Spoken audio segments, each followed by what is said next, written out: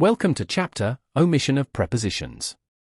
This means forgetting to use a preposition where one is needed in a sentence. Let's look at this wrong sentence. He entered the room without knocking door. That sounds strange, right? What's missing is the word on. The correct sentence is, he entered the room without knocking on the door. In English, some verbs and phrases require a preposition to be correct. If you leave it out, your sentence may sound incomplete or confusing. Prepositions like on, at, with, and to help us understand the relationship between words. So, always check if a preposition is needed after the verb. Let's see some more examples where prepositions were left out. First, he sat the table. This is missing the preposition at. The correct sentence is, he sat at the table. The word at tells us the place where he Saturday.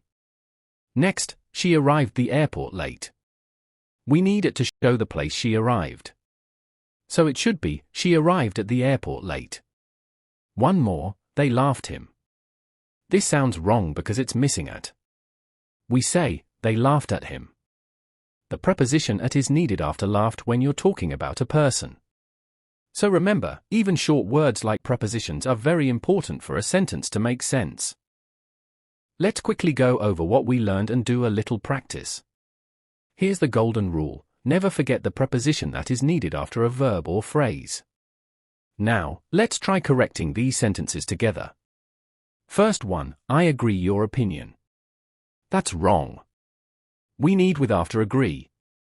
So the correct sentence is, I agree with your opinion. Next, she shouted me. Something's missing. It should be, she shouted at me.